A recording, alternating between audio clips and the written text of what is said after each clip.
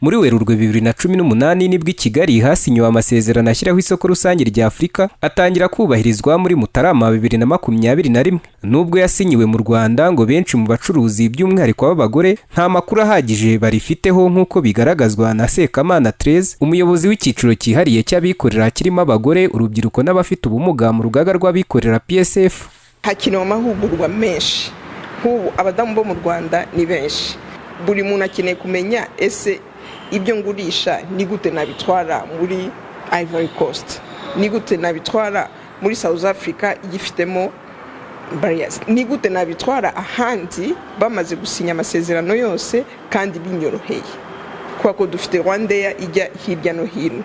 Ikintu nari kwifuza ni nacyo nabwiraga bari abantu, ni tubanze baba bavuye hanze baje kwigisha abantu bacu mu Rwanda, ni byiza yuko bagira amakuru yo mu Rwanda bakareba ese Rwandair ahantu ijya niki gisabwa kugira ngo aba badamu bacu batwara ibintu muri ibyo bihugu.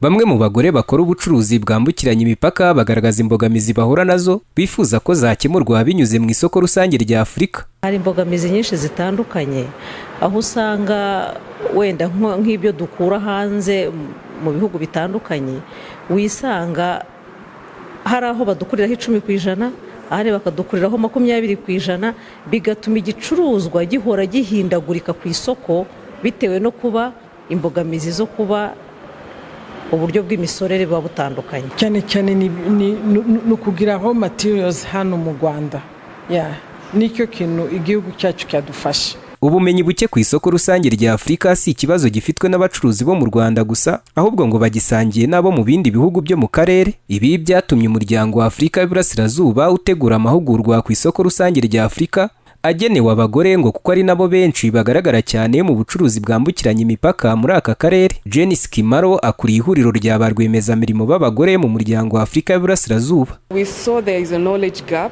that most of the women entrepreneurs twabonye hari icyuho mu bumenyi ku isoko rusange rya Afurika. Abagore benshi bakora ubucuruzi ntibazi ibikubiye mu masezerano rishyiraho n'amahirwe ritanga. Turi hano muri gahunda yo kurisobanurira abagore bakora ubucuruzi ba buri gihugu, tubereka amahirwe ririmo.